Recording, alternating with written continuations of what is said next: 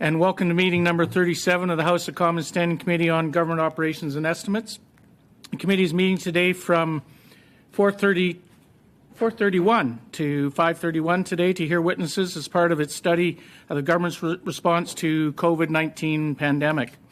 I'd like to take this opportunity to remind all participants to this meeting that screenshots or taking photos of your screen is not permitted. To ensure an orderly meeting, I would like to outline a few rules to follow. Interpretation in this video conference will work very much like in a regular committee meeting. You have the choice at the bottom of your screen to either floor, English, or French. Before speaking, please wait until I recognize you by name. When you are ready to speak, you can click on your microphone icon to activate your mic. When you are not speaking, your mic should be on mute. To raise a point of order during the meeting, committee members should ensure their microphone is unmuted and say point of order to get the chair's attention. The clerk and the analysts are participating in the meeting virtually today. If you need to speak with them during the meeting, please email them through the committee email address. The clerk can also be reached by his mobile phone. For those people who are participating in the committee room, please note that masks are required for all staff at all times. MPs may remove their masks only when they are seated. And at this point, we have asking for 5 minutes of opening statements, and I will now invite Mr. Dyke for a 5-minute presentation. Mr. Dyke. Thank you very much, and hello, bonjour. My name is Tyler Dyke, and our family owns and operates Western Canada's original craft distillery, Okanagan Spirits.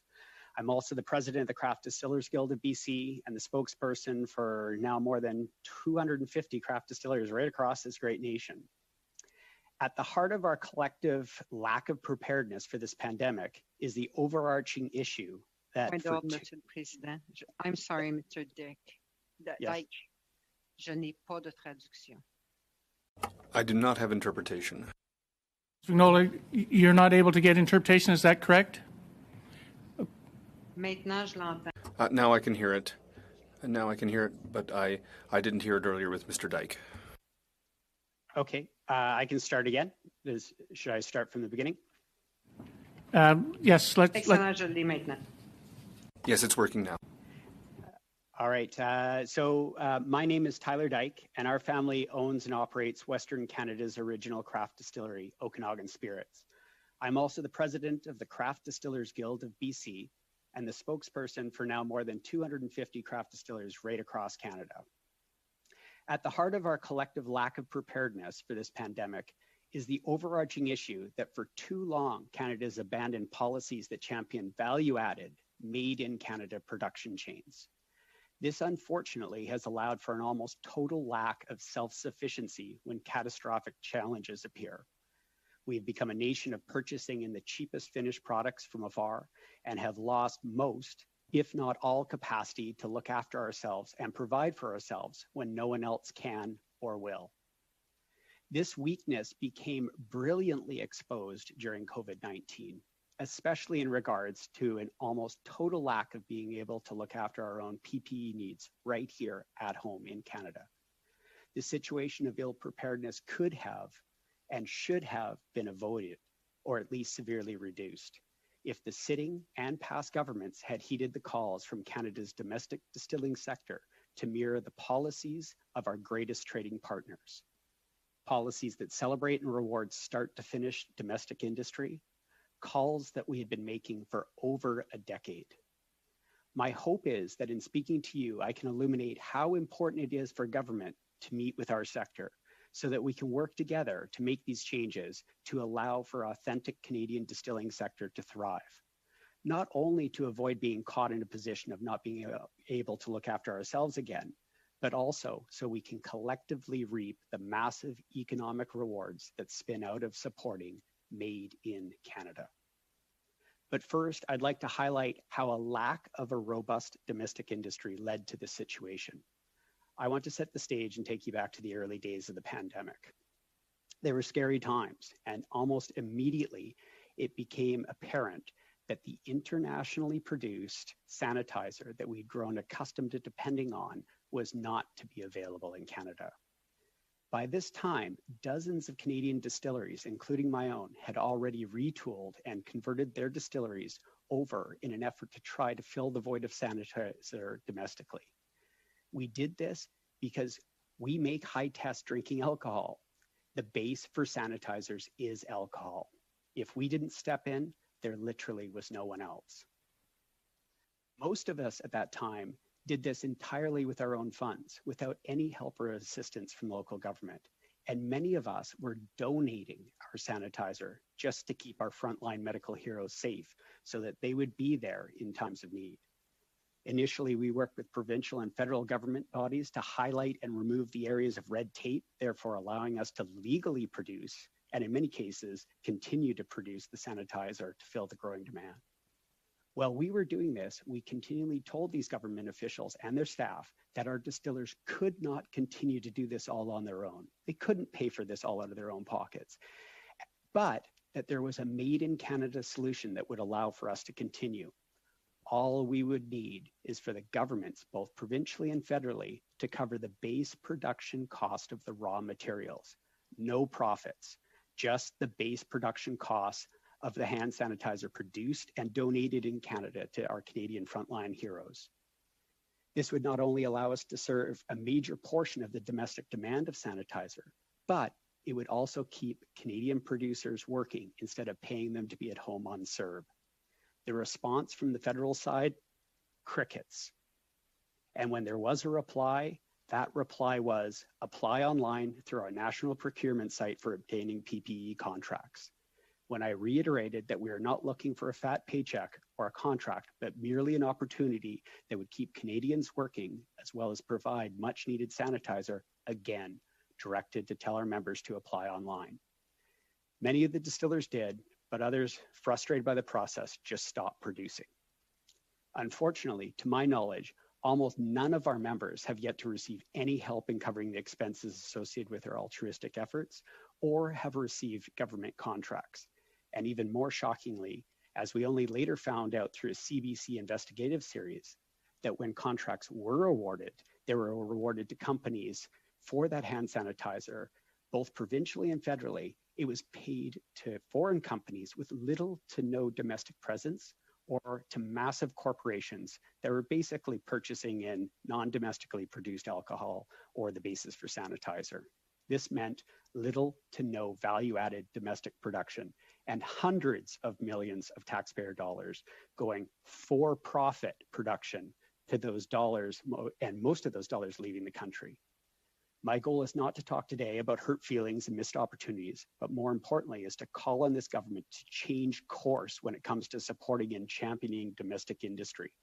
Domestic industry that, if supported, will not only be there in a far more robust fashion to do their part when the next crisis emerges, but will also restore this country's ability to be able to rely on itself as a nation. Thank you for your time and thoughtful consideration of this submission on behalf of the hundreds of authentic farm to flask distilleries right across this wonderful country. Thank you. Merci. Point of order, Mr. Chair. Mr. Drouin? Yeah, I'm just getting reports that the dial-in number and the Parleview may not be working. Can we confirm that? We have been looking into that. Mr. Clerk? Yeah, Mr. Chair, we were told that the dial-in phone lines, unfortunately, are not working. The only way for us to get them working would be to suspend the meeting to reset them. In light of the fact that people who can't use the phone lines can dial in and listen to Parleview, my advice to you is that we continue the meeting. But again, that's really entirely up to you or the committee to decide. But I believe with the storm going on outside, there have been some problems with the phone lines. Thank you, Mr. Clerk. And yes, thank you for the point of order, Mr. Drouin. I think in light of how late it is and just the challenges we have. It is a bit of a challenging meeting, but as the clerk has indicated, people could join in with Parleview. I think we will continue. And thank you. With that, I will now ask our second speaker, and I apologize if I pronounce your name incorrectly, but Mr. Guitour, if you would, please. Thank you. That's close enough. My name is Germain Guitard, or Jerry, for my Anglo friends, and I'm the founder and president of Spirit of York Distillery, located in Distillery District in Toronto. First of all, Mr. Chair, I want to thank all of you for the invitation to speak to you this afternoon. It really is an honor to be here today to share our company's experience during COVID-19. I hope that our story provides this committee some useful insights and helps in guiding any future federal response to these types of national crises. My story won't be as eloquent as Mr. Dyke's. This will be more of a personal story, but I'll walk you through what we experienced during this COVID period.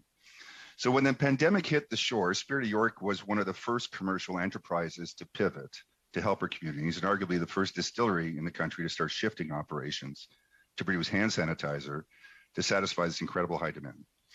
Our intent was to help frontline staff, the needy and the vulnerable. This effort was consistent with our company values to give back to the community, as a distillery contributes 10% of our profits to assist social cultural groups in our home province. As you can imagine, as the first company to pivot, we received a tremendous amount of attention from local, national, and international media. In addition to taking advantage of these media opportunities to challenge the business community to get engaged in helping our communities through this tragedy, I openly shared the World Health Organization sanitizer formula we uncovered in the media and the hundreds of subsequent calls received from across Canada and all over the world. Suddenly, we were bombarded with individuals who volunteered to help. A great many companies offering tools and assistance. Companies started donating labels, bottling machines, raw materials. We started by producing hand sanitizer in a small 140 ml format that were being sold for $3, with all net proceeds going to Ontario food banks.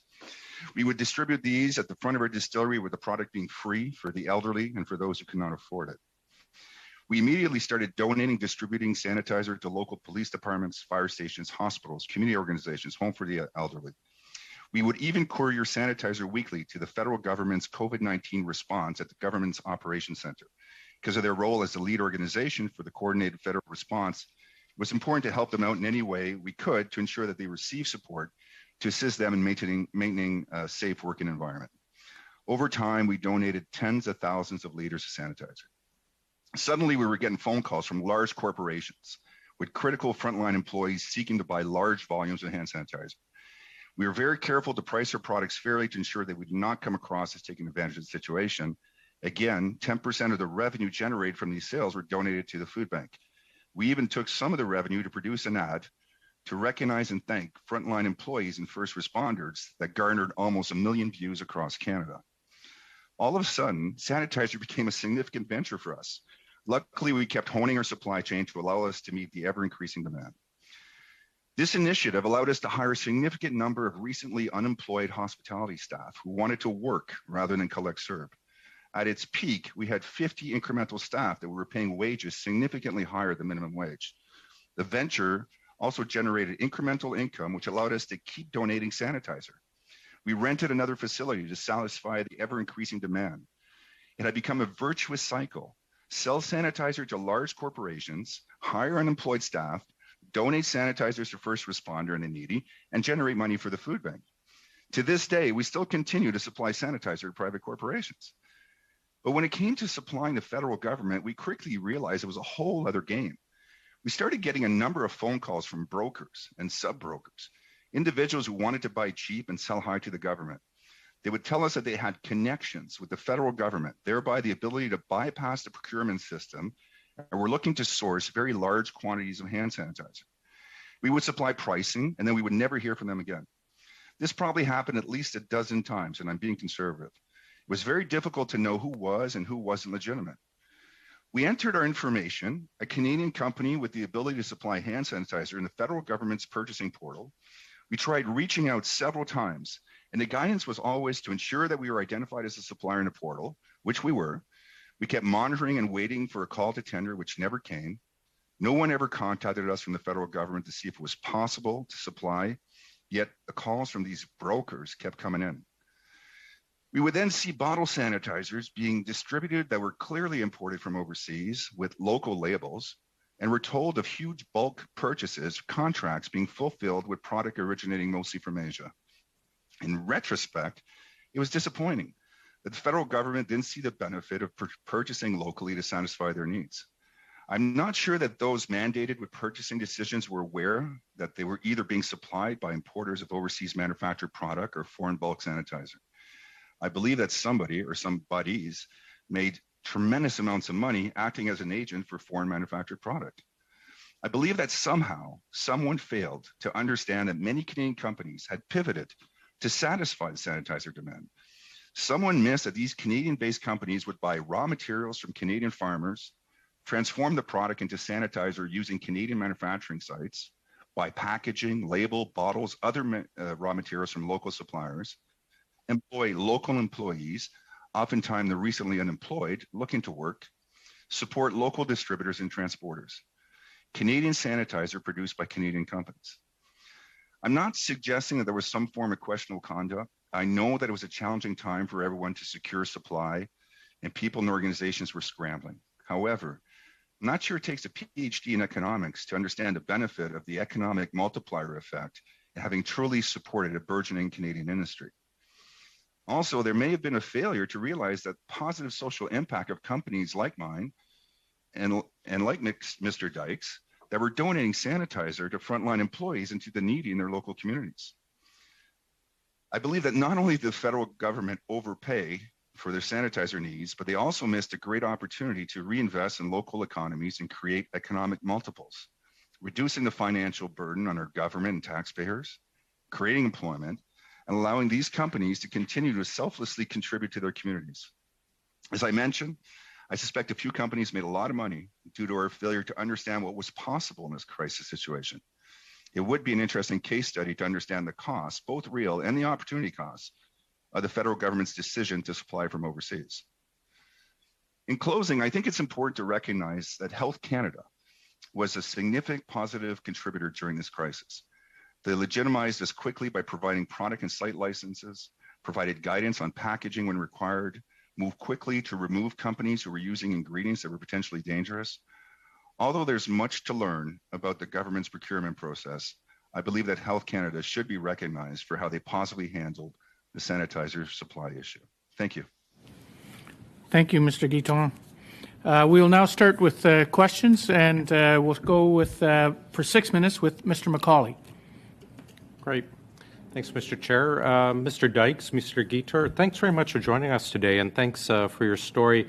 Mr. Guitar, I grew up in the hotel and restaurant business, and a lot of my friends, are still suffering badly from this. So I'm really appreciative of the efforts that you made to reach out and hire hospitality workers. So thank you very much. Mr. Dykes, my wife is used to have a wine distribution and a spirits distribution business in BC and is still involved in the industry in Alberta. And she wanted to pass on her compliments for your absinthe, your bitters, and the fruit brandies that you do. And while I'm saying that, there is a distillery in my riding, Hanson Distillery, that does incredible whiskeys and moonshine. So I'll give a shout out to them at the same time. Now, again, gentlemen, thanks for providing the information. And I know my colleagues with the government side, as well as the NDP and the Bloc, really probably agree and want to move forward with this. I think you'll find some friendly faces asking questions today, since we want to get, obviously, these items addressed. I'm just wondering if either one of you could let us know, who did you reach out to within the government? I think Mr. Dykes said you reached out several times. I just heard crickets. Did you go through the process or the procurement process, filling out the forms, applying online to sell the product? Just wondering where the roadblock was. Yeah, can you hear me there? Yeah, I think that really, as the head of the Craft Distillers Guild of BC, and then I work with a lot of our distillers across Canada, a lot of the early stages stuff was working with government to remove roadblocks. If you remember in the early stages, there was even the question, and Spirit of York was going to be caught up in this as well, as what happens when we use our own products for making sanitizer. The federal government's still charging us $12.61 a liter on that. Are we going to have to pay it? What's going to have to happen? So a lot of the stuff that I was dealing with government was what sort of roadblocks need to be removed, but also at the provincial level immediately, and then at the federal is saying, hey, there's some really great opportunities here for just, like my colleague had stated, to actually have a made in Canada solution, because it was already occurring. And so letters went out, it's a letter the PM's office through like at the federal level, because I deal with excise a lot federally. I was dealing with Ministry of Agriculture, Ministry of Finance, sending letters through and just saying, this just makes good economic sense. We already have, the, maybe not as robust as it could be, but we have a structure in place across Canada, 250 plus distilleries, that a lot of them were already starting to pivot, or were following the lead of like Spirit or York at Okanagan Spirits, where they were going ahead despite the rules that were blocking them. And so I think it's fair to say that we reached out to almost everyone that we possibly could. Yes, we encouraged all of our members to go through the federal procurement site and the provincial ones. Did anyone have any luck selling to the federal government? No, that you're aware and of? what happens, not that I'm aware of, and that our members out here in BC, some of them actually, when it, and you have to remember the early days, there was really, you couldn't even buy NGS, the base material alcohol for sanitizer. So most of us were using our own, like we were, instead of making whiskey, we were making gin, we were converting over. And there were a few companies across Canada, and there was a couple in BC particular, that went out and after a few months managed to get their hands on a few 100,000 liters of internationally made sanitizer, not sanitizer, alcohol, so that they could produce that here, take that base product and add to it, and then distribute.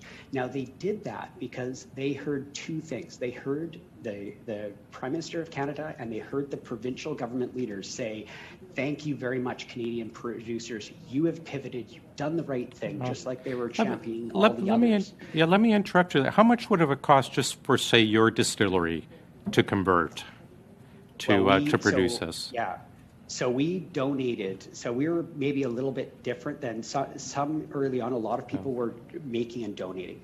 We donated over $500,000 of sanitizer, and we've continually made through shelters, through the hospitals, so we were entirely donating. And that was mainly because I was, as the head of our organization, was trying to work with government and say, look at what can happen when you do the right thing and if you get some support for this. But a lot of our other distilleries who originally did that had to pivot and start selling at least a portion. And you look at my esteemed colleague from out, we always say out east when you're out west here like this, but they did a heroic effort at putting tens of thousands of liters out donation-wise, but they had to pay for it somehow. And especially when it came through that there was no help, there was no contracts being signed, nobody ever got that. Right. Did anyone, when you mentioned, like, you heard crickets, did people bid on contracts and then just did not hear back? Or we heard previously the government was invoking security exemptions in order to sole source contract to companies outside of Canada. Like, did we hear anything? Yeah. No, we'd hear, and I was polling our members all the time, and they would say, still haven't heard anything, still hoping, still haven't heard. And you have to imagine, after months and months and months of especially with the amount of money you donated. Thank exactly. you. And you're going, it's getting worse and worse. They just had to pull aside. And then the slap in the face really came at that December investigative report, where it was like, whoa, $300 million spent, and it didn't go to a Canadian company.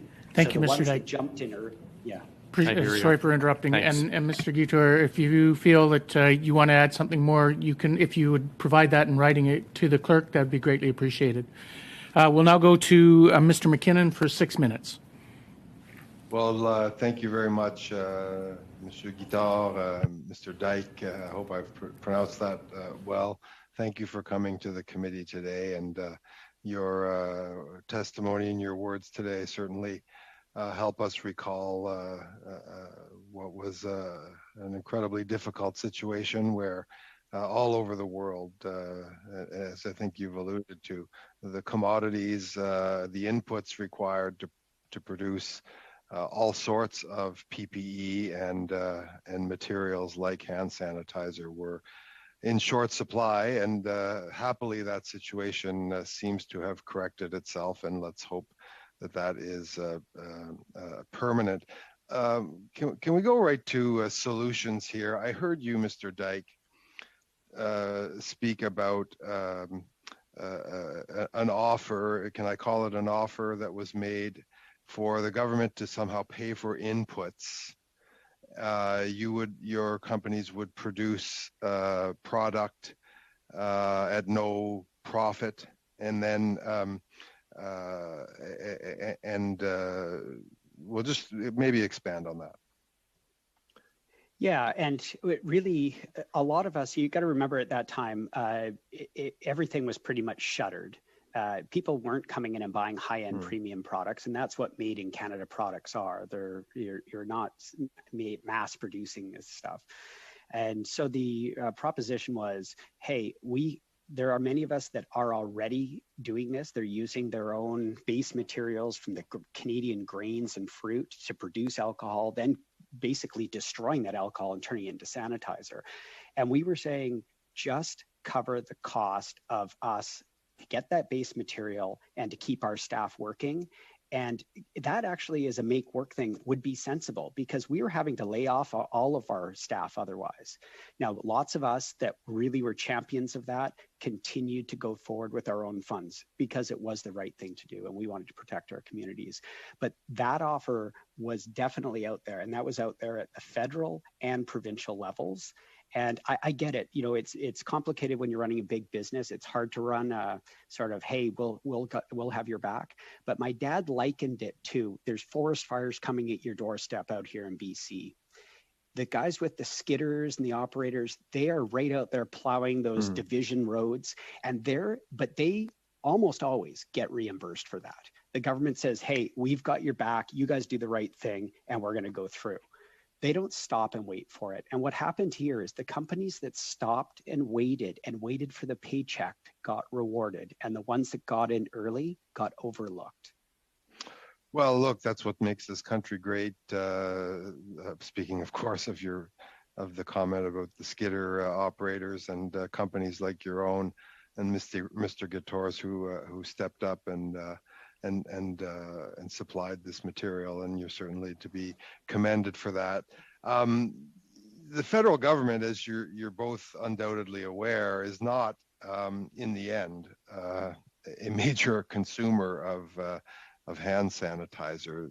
Certainly hospitals are. I mean, clearly a number of federal government departments and agencies are major users, and I suspect hand sanitizer will be a permanent fixture if it was not already.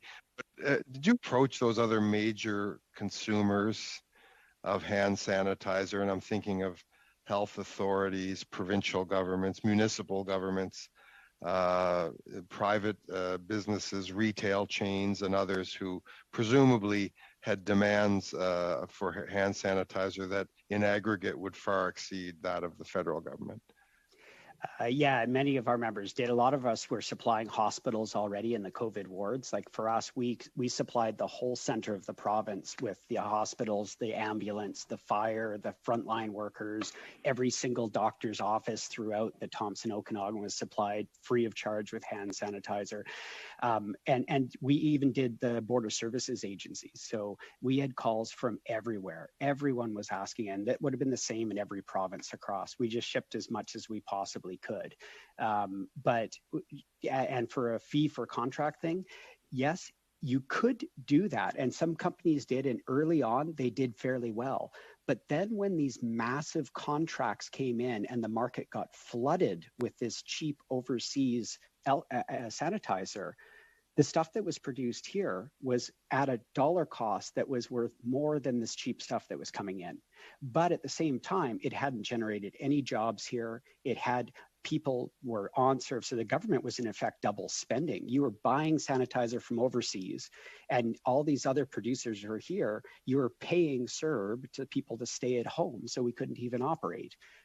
You know, in our words, I think it could have been managed a lot better and actually had almost like a War Measures Act of keeping Canadian companies going for the betterment of Canada.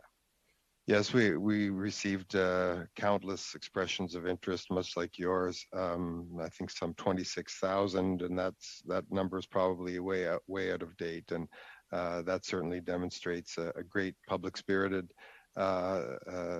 on the part of Canadian industry. Just final question: who did you make this idea, this concept of paying for inputs known to at the federal level, and was that considered?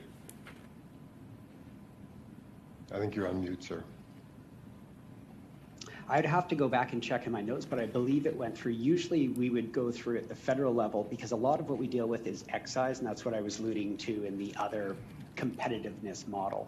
So it would go through finance, agriculture, usually CCing the PM's office, you know, being that annoying sort of agitator trying to get as many people on that list as possible. Thank you, Mr. Dyke.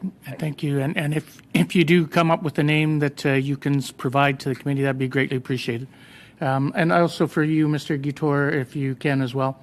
We'll now go to our next questioner, and that's Ms. Vignola for 6 minutes. Merci beaucoup, Monsieur. Thank you very much, Mr. Chair. Well, Mr. Dyke, based on what I've heard, it appears that the production of hand sanitizer really had a major impact on your family business. Same for Mr. Guitour. I'll start with Mr. Dyke.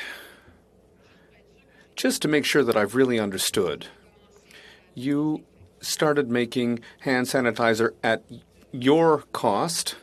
You made a suggestion to the government that they pay the inputs and that then you would provide the sanitizer. How much did it cost you to make that switchover in your production? And could you, were you able to produce your usual products at the same time, or did you switch over 100% to sanitizer? Yeah, I'll keep it short so maybe my colleague can answer a little bit too. I feel like I'm robbing all the time here, but yeah, at our distillery, we are 100% farm to flask, so we don't buy in any alcohol. So what happened is we ceased production of all of our whiskey lines. We do 32 different products. All of the stills were running to make alcohol and to refine it up to 96% alcohol that we could then use for hand sanitizer instead of our products. So not only were we not producing our own products, but we were in effect robbing ourselves of whiskey 5 years down the line, 6 years down the line, 7 years down the line. And I'm not saying that to want a pat on the back. Many distilleries were doing that. And even if they were buying in alcohol, they were buying it at their own expense on that. So definitely had and will continue to have an effect going forward on industry right across Canada. Monsieur Guittard? Well, the story was a bit different for us because we also make 100% of our product, but a number of microbreweries gave us beers that they weren't able to use anymore. The community in Toronto really was committed, so we were receiving product we could transform quickly to alcohol. So like my colleague was saying, we make 100% of our product in-house, so we were able to transform 100% to sanitizer. And so the costs at the end of the day for yourself, Mr. Guiteau, have you already started producing your usual products, or are you still 100% in sanitizer? No, we've started making our product as well. But the story is a bit different for us because when we announced that changeover to make hand sanitizer, we received a lot of media attention. And then there were big companies who needed hand sanitizer for their employees. It was, mission critical enterprises, if you will. So they called it, and anecdotally, there was a company that called me and offered me $30 a liter. And I said, well, that's too much. And he said, well, how much? I said, I don't know, maybe 20. And they said, okay, I'm going to give you 25. And so we were, trying to collect money to help those less fortunate. So I said, okay, listen, we'll take 25, but 10 or 15% of that we are going to donate to food banks. And he said, okay, well, fine, we'll give you 28. And then suddenly all the companies who really needed hand sanitizer for their workers, their first responders, well, they were paying us, so we were taking that money. We were creating hand sanitizer, for example, police departments, for hospitals. And so it was a bit of a Robin Hood story in the end. All right, very good. Mr. Dyke. I remember hearing the Prime Minister a number of times saying in press conferences that Canada is we're helping with this changeover to production. Did you get help for your production changeover, whether it's for any kind of funding or help with salaries or anything else? Did you get any kind of help for that changeover? And secondly, within your association, what percent of members of your association got some help in one form or another from the government for that production changeover? Yeah, so directly linked to production changeover, as far as I know, none of our members. I'm talking on the BC, so we've got 70 craft distilleries here in BC. A lot of them, so early on, there was only a couple of dozen who did the conversion across. A bunch others were waiting to see. I think it's fair to say that with the positive words coming out of Ottawa and out of our own, John Horgan out here was doing the same thing, saying, hey, we've got your guys' back. Thanks for doing the right thing. I think it's fair to say that a lot of national distillers were very emboldened by that, and they doubled down. I know we did.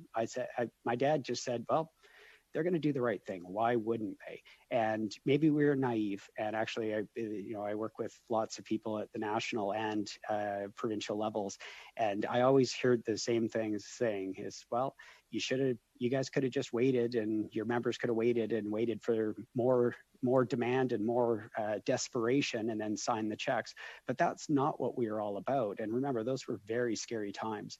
We did, many of the members did eventually have to pivot across for paying or doing some sort of combination where they would sell to a corporation that would afford it, and they would use those funds to make more to donate on to hospitals and frontline workers. So thank you. But yeah.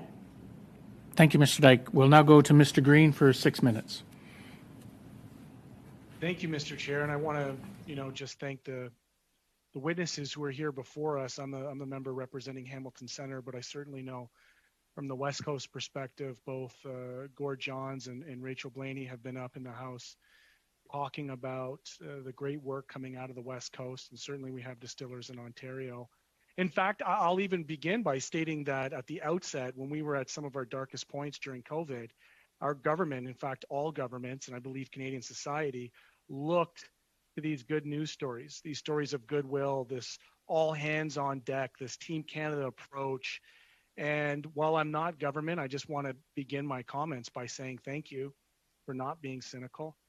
Thank you for doing everything within your ability, within your association, and within your sector to provide at the time what we considered one of the most critical PPEs, which was hand sanitizers, and to change up that production on the fly and just do the right thing because it was the right thing to do is really commendable. And I just want to take this moment and thank you as a member of Parliament. And I know that you had mentioned, Mr. Dyke, that it was more than about hurt feelings, I think is what you said.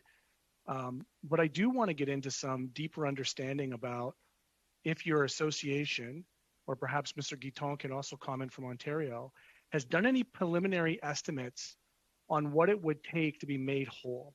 So we've heard from individual distilleries what they've put out, but have you, from a national perspective, looked at the amount of, I'll say goodwill, but really these are real dollars that you've invested into this recovery? And if you could estimate what would be the number that would make these distillers whole for the contribution that they had early and without any promise of profit? Yeah, it's a difficult one. I can tell you, in talking with distillers across Canada, I think most of us are much more interested in working collaboratively with government to find solutions that would allow for our industry to be more robust moving forward. Our other G7 trading partners have almost all changed federal excise taxation policy to promote made domestically products. These are not trade violations because they're not saying you have to use 100% Canadian grain to do it, but they're policies that have allowed, south of the border, 2017, they changed their federal excise on the first amount of volume of distilleries. So it champions small to medium sized distilleries that are right here in Canada. And those distilleries almost across the board use 100% Canadian grains and fruit to distinguish themselves from everything else. So policies like that have spurred over 1,000 new distillery starts in the States in the last couple of years have built a robust and nationally proud industry. Our government here, despite having to ask them for repetitive meetings on, hey, can we change this? Can we mock it? Or can we copy this? Otherwise, you're going to leave us behind. No response. They keep on saying, they keep on escalating our excise rate. Can I pause right there, just because I think we might be getting to something here, and I want you to correct me if I'm wrong, but if I understand the escalator that you're talking about, we're talking about an increase for a liter of bottle of pure 100% alcohol spirits, 12.6 cents.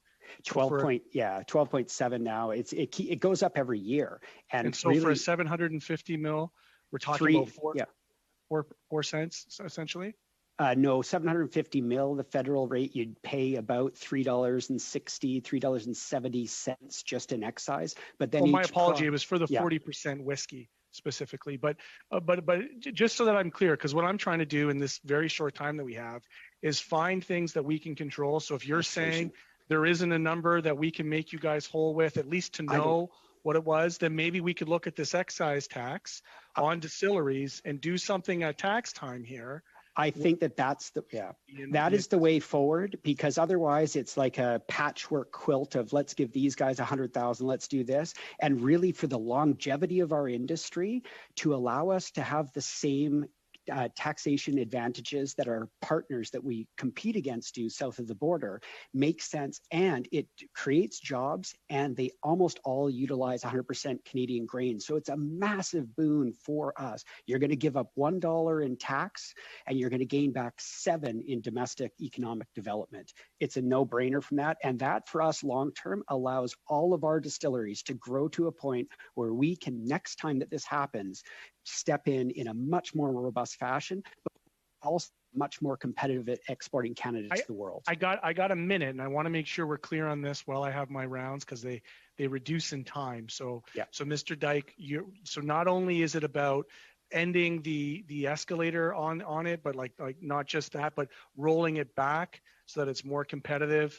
And if you were to do that, like notwithstanding for me, the motivation would be the contribution you've made here. How long would you want that for? Would you want that forever, or? Yeah. Well, what happens? So the U.S. just reduced theirs permanently. So they are at 1/7 our taxation rate on the first 100,000 proof gallons. Now that's only a day or so production at Jack Daniel's, so it's not huge. So it's a small volume, but what it's done is it's created 1,000 new distillery starts across the country. So that's how you do it. You give a little bit at the front end, and you allow all of us to grow to 4, 5, 6 times our size, where we're employing 100 or 200 people in each of these spaces across Canada using 100% grains.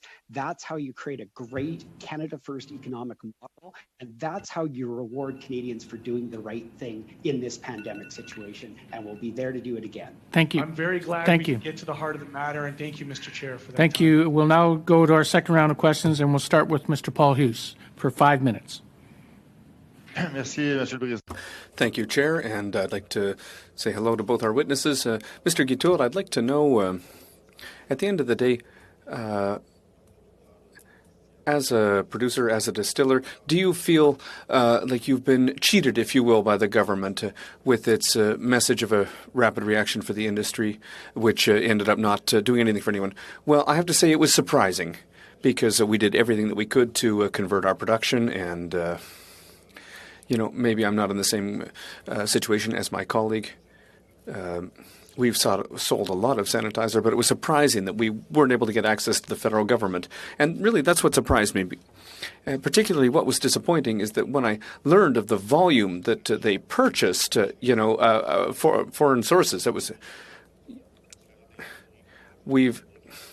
We know that we've heard, similar comments from people who make masks, for example. Everybody went into the government's buy and sell website. They made their offers but never heard anything.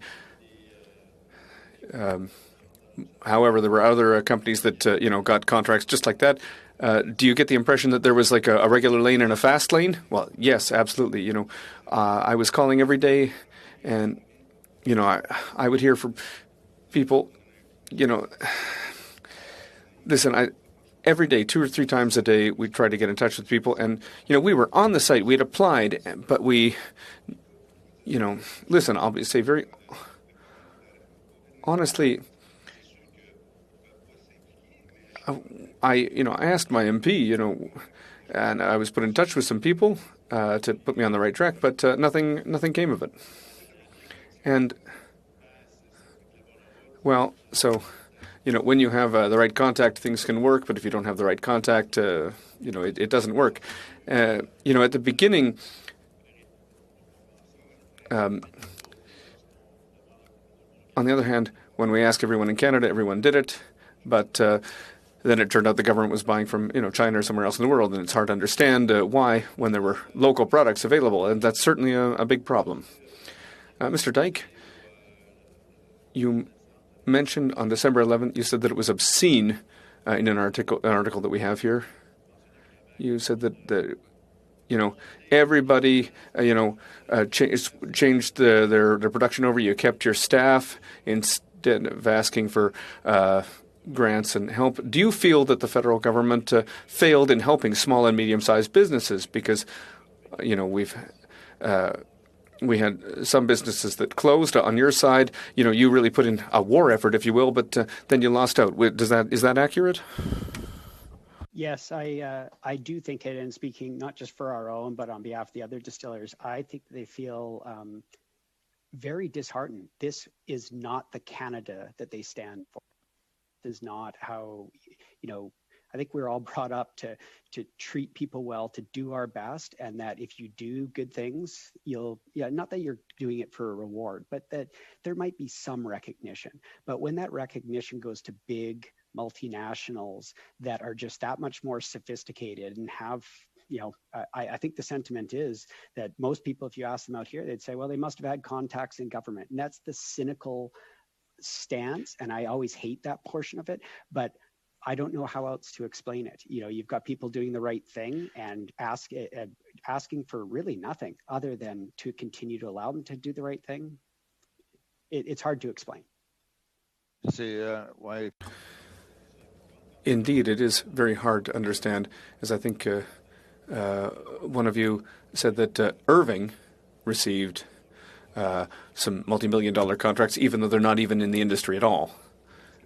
For you, is that the perfect example of having direct contact, which allows you to get work when you did everything you could, and you even made donations, hundreds of thousands of bottles to help, with your hand on your heart, and then in the end you got nothing? Well, listen, it wasn't, fake news. It was just surprising that nobody tried to get in touch with us to know if we'd be able to provide products. So the big question I have is, how much did the government pay in extra to these intermediaries, these brokers, who and that didn't contribute to the economy. These aren't people who hired people or built their businesses or who were supporting local businesses. So that's, I have to say, as I would say, it was disappointing. Indeed. I think my time is up. Thank you, Mr. Chair. Thank you, Mr. Paul Hoos. And now we'll go to Mr. Kazmierczuk for 5 minutes. Thank you, Mr. Chair, through you, and I just want to begin by thanking our guests today for their tremendous efforts and just all of their tremendous work. We have here in Windsor-Tecumseh, we are home to one of the giant distilleries in North America, Hiram Walker, that converted its production to produce hand sanitizer, which was distributed not just locally, but it was distributed, I know, in Toronto, GTA, and other large urban centers across Ontario. But our region is also home to small craft distilleries as well. Wolfhead Distilleries that again converted part of its production to hand sanitizer. So we do have companies, distilleries that very much like yourself pivoted, made those changes in order to be able to help out our community and our country in a time of need. So I do thank you very much for your efforts. I just wanted to get a better sense and an understanding of you of what it takes or what it took in terms of the process to actually convert or pivot to hand sanitizer. I never had a chance to actually ask our local distilleries that question. So what did the process look like? It was actually easy. If you're actually making ethanol, you're already making ethanol 96% proof. The challenge was to find a recipe that was the proper recipe. A lot of distilleries would take 70% ethanol and put in a bottle, add water. That just wasn't sufficient. So where we found it is we did some research and we found the recipe on the World Health Organization, which was a combination of ethanol, hydrogen peroxide, glycerin, and distilled water. So very quickly, after we challenged the production team to find a solution, we were able to find that recipe. Eventually, we evolved it to gel, but the raw ingredients were just there. I think the biggest challenge we had was finding a supply of glycerin and hydrogen peroxide, but luckily we were able to fill that supply chain. And other challenges we had regarding bottles and spray tops and containers, the industry stepped up. People were calling myself. I hope it's the same for my colleague out west, but they were offering to help us source this stuff. You know, people were offering free labeling machines, free labels. It was what I was, you know, and I know our team, there was a lot of tears there because it was a real community effort. Everybody wanted to contribute. And just as an anecdote, I mean, the positive contribution of the community, people went in to buy the $3 sanitizer to give money to the food bank. They'd give us $100 and say, give that to the food bank. Or somebody would show up and here's $50 for one bottle and I'll pay for the next 12 in line. And it was that kind of community response. So as much as we could be cynical a little bit, you saw the best of the community, you know, through this experience, I felt. And obviously, we all hope we could have maybe benefit from national procurement strategy. But overall, for our team, it was somewhat of an enriching experience, though I do think we may have missed the opportunity to really help create a more robust micro distillery, especially the farm to glass companies like myself and my colleagues here. No, that's excellent. I appreciate that actually, and provides me with a better understanding of what that process looked like and some of the challenges that you both had experienced. I'm wondering whether the quality of the hand sanitizer evolved over time, whether the recipe, as you called it, had evolved over time, whether you had to tweak it, or either you yourself or other distilleries perhaps. And I asked that because my wife is a nurse practitioner, and as nurses know, hand sanitizer is applied, I mean, just throughout the day, countless of times, hundreds of times. And so the trick is the hand sanitizer has to be strong enough to do what it's designed to do. But at the same time, it has to be sort of gentle on their hands or kind to their hands because they're applying it, they're using it, honestly, the entire shift. So I'm just wondering if there's tweaks that went on. Was the recipe kind of changed? Did you get feedback? Just wanted to understand that process a little bit. Well, the issue is it was very uneven. Some distilleries actually followed the World Health Organization and used the proper materials within their product, and they used what was considered food-grade ethanol. But as it evolved, there were less than, I don't want to say unsavory characters, but there were characters that were putting technical-grade ethanol in there. Speaking for ourselves, and I'm sure for my colleague, our sanitizer was probably the most expensive sanitizer you could get out in the marketplace because we produce a premium product. But that's okay. We companies like ours decided to do that for the good. But we followed strict rules. And then when Health Canada got engaged, we would follow Health Canada. When we evolved to a gel, we would follow that. We wanted to make sure that we were absolutely 100% copacetic with Health Canada. it can't be said for all of those who supplied. It can't be said for people who are using technical grade just to get some revenue, generate some cash, or product coming from overseas sometimes was also very questionable. But I hope that answers your question. Thank you, Mr. Kazmierczuk. And now we'll go to Ms. Vignola for 2.5 minutes. Merci beaucoup. Thank you very much, Mr. Chair. I've been listening to you, and I have so many questions. And, some of the questions, well, I'm going to have to maybe hold back because they might not be very, very nice. In terms of Health Canada, you mentioned it a bit at the beginning, both of you, Mr. Dyke and Mr. Guiteau, the challenge with, producing, or with, adequate products, getting adequate products, things were coming from outside the country and they weren't necessarily great. Did you get any support from Health Canada to help ensure that you were respecting standards, or did you have to work 100% on your own from A to Z? Well, if you'll allow, I'll start. Yes, I have to say that we did get some help from Health Canada. They looked at the recipe, they approved it, they did it very quickly. Then they also looked at the labels, they made suggestions. One thing I personally can't complain about is that Health Canada and their contribution. But then when we saw, some of the products that maybe weren't 100% in order, they were taken out of the market, pretty quickly because, that can, cause problems if you don't use the right recipe. All right, Mr. Dyke. Actually Health Canada was great to work with. They very quickly approved things when we pointed out areas that just seemed like unnecessary red tape. They seemed to come up with a workaround, at least a temporary one. So very easy to work with on that. It's not hand sanitizer is not rocket science. If you look at what's on the market, the stuff that was being made here in Canada probably far exceeded world standards, and probably 99% of the time was way better. In fact, when that journalist did the expose on it, I was told through them that a large amount of the government stuff that was bought in these big procurements is still sitting in warehouses because it didn't meet Health Canada standards. So whether that's hearsay or not, that's just a repetition or a repeat from me directly from the reporter coming back. But there is a lot of really shady stuff that comes in. And I would say that the producers that were doing it here, if there was a problem, it might have been that they made an honest mistake on something. But for the most part, the stuff that you had on your hands here, it actually used to be a whiskey. And so it's got all of the nice natural oils. The only thing that was very, very difficult with it was seeing my dad cry every night when he looked at it, something that used to be a whiskey, converted it into hand sanitizer. Thank you, Ms. Vignola. We'll now go to Mr. Green for 2.5 minutes. Please do make sure you pass along the condolences to your father on the loss of his beloved whiskey.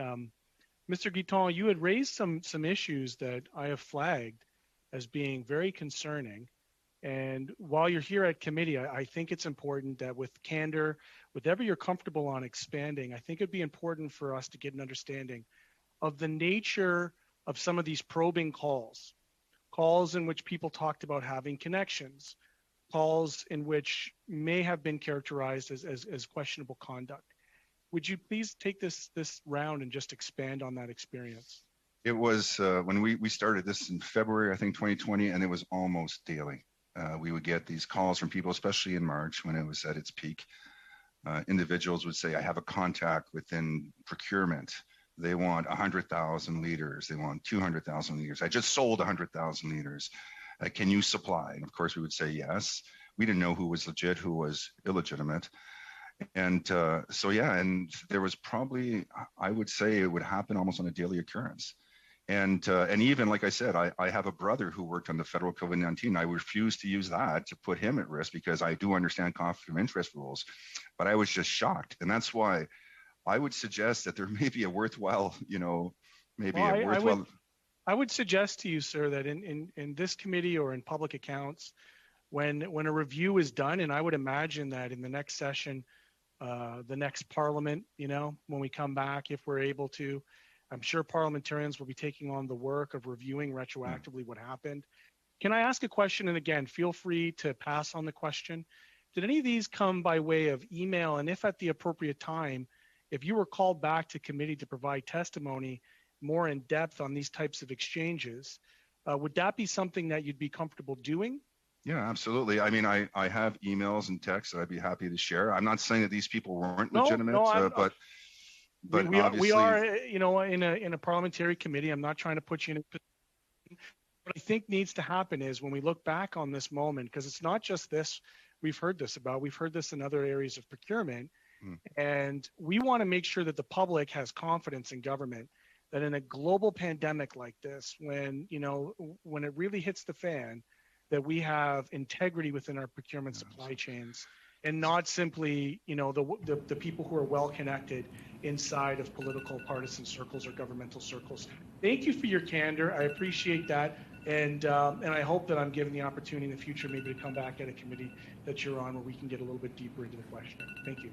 Thank you, Mr. Green. And now we'll go to Ms. Sahota for 5 minutes.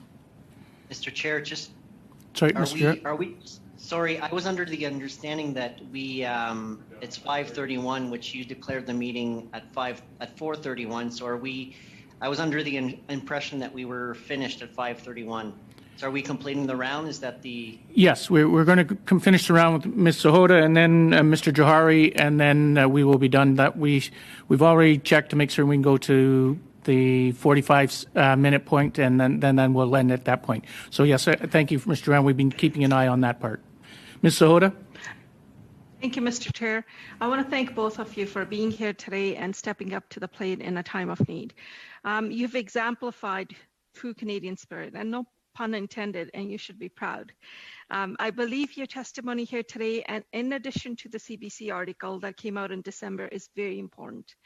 I hope it will further illuminate some very serious problems in the government's procurement practices, which consistently are leaving Canadians in the dark, unless they happen to be close friends of the Prime Minister. When the pandemic hit, you recognized the need for hand sanitizer and pivoted your alcohol distilleries to meet the demand. Many distillers made and distributed the sanitizers for free.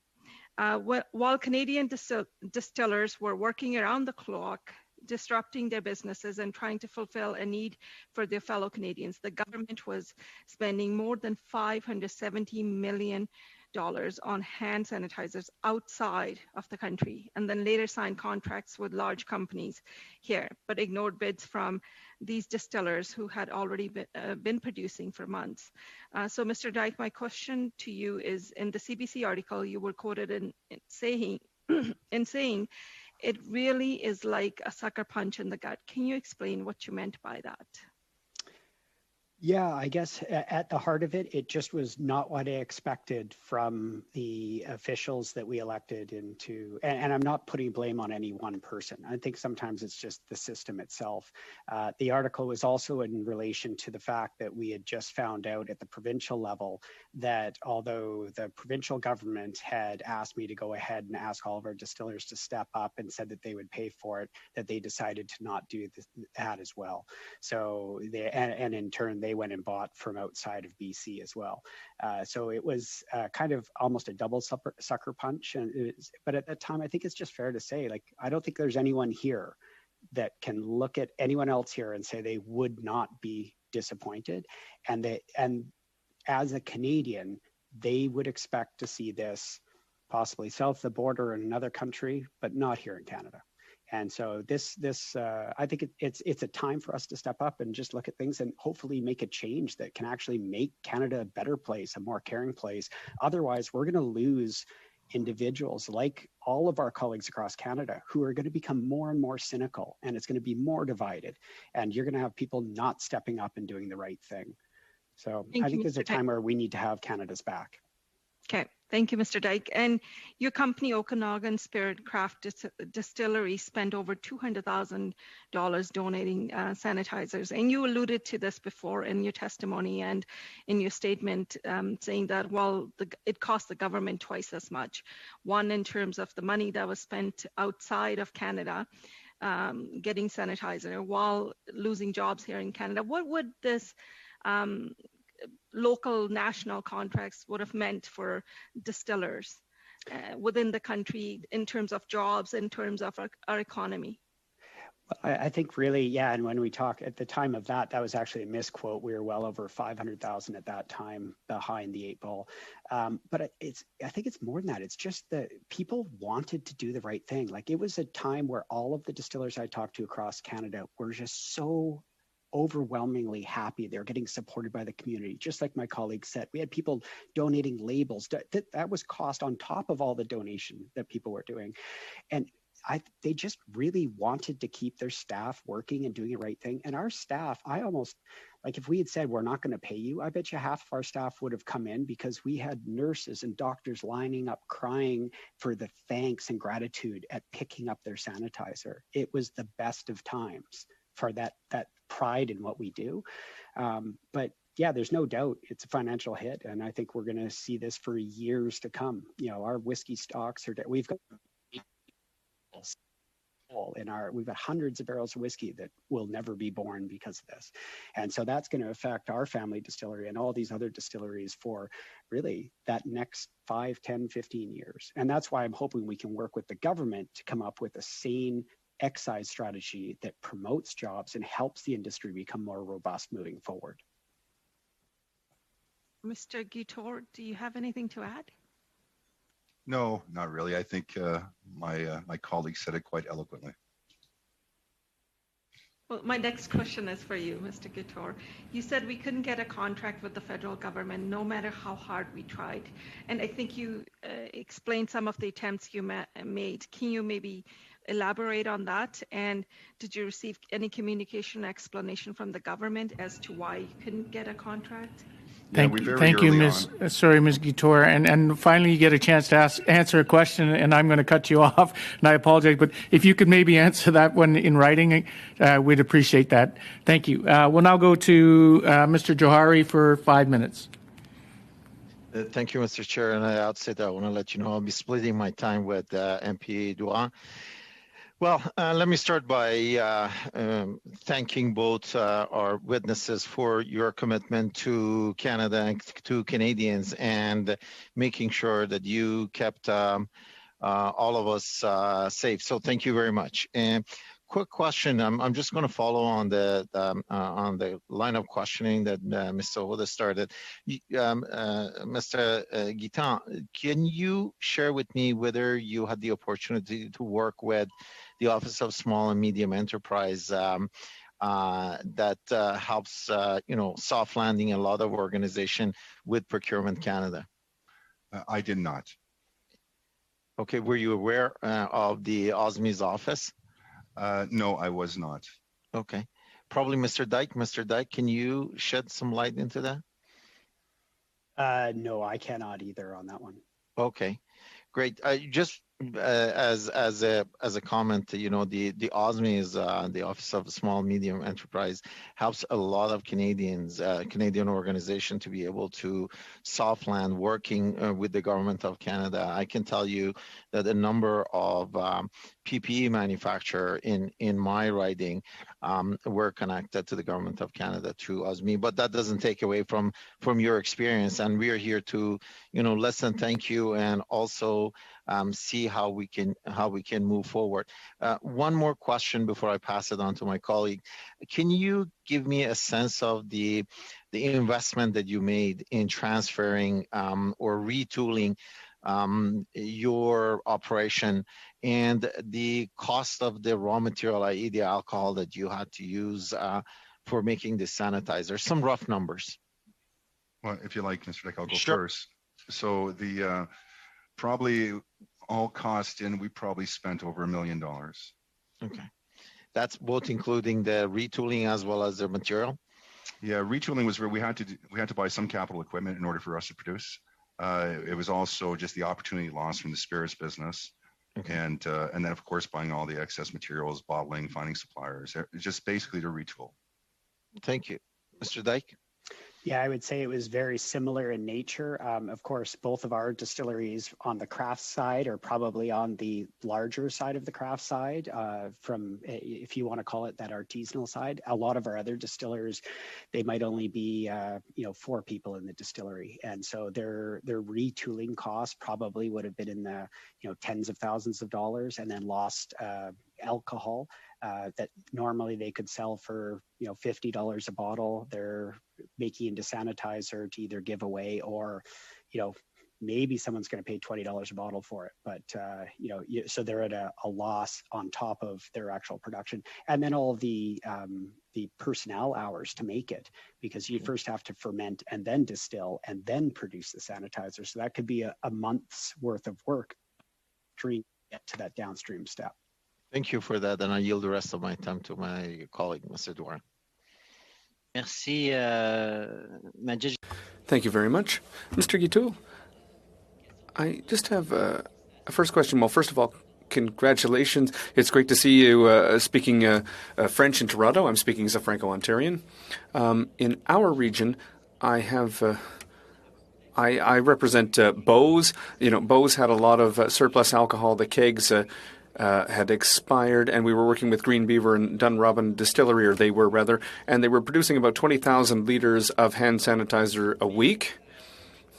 But the providers that they were working with were, for example, the City of Ottawa, the National Capital Commission, not big organizations like the federal government. Even at 20,000 liters a week, were you able to produce 100,000 or 200,000 liters a month? Yes, we had the capacity to produce as much as we could provide. We had a similar situation. We worked with a number of breweries in Toronto and the region who contributed their mash that we could transform. So we had a lot of capacity. Even if it's a micro distillery, we can still produce in volume. All right. And you mentioned earlier that there were people who were calling you to say, hey, are you able to produce 100,000 liters? And did you do business with any of those people, or did you refuse to do business with those people? At the beginning, we did business with them, and we hired people. We had an industry. We reduced the price of our spirits to help the community, and then we were trying to provide disinfectant or hand sanitizer to the community. So when these opportunities came up, I said, hey, we can create more jobs. That's great. So I would say that for the first 3 or 4 weeks, we were listening to those people. I was sending prices. I was working with them. But it eventually, it all went away. But parallel at the same time, we'd applied. But these were people who were saying, oh, sorry, thank you, Mr. Deloy. And I apologize. And Mr. Guiton, I was allowing you to go on. And but I appreciate it for that. And with that said, I want to be respectful of your time and really also respectful of our officials and our interpreters and our administrators who've done a tremendous job in adding to our point here. And I think we could have gone on for hours and hours because of your information was so enlightening and so helpful to the committee. So we do appreciate that. And with that said, I want to thank you for participating with us today.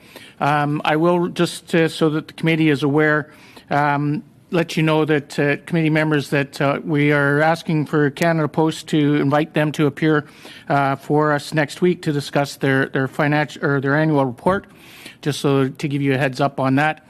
And with that said, I would declare today's meeting adjourned. Good night, everybody. Thanks, gentlemen.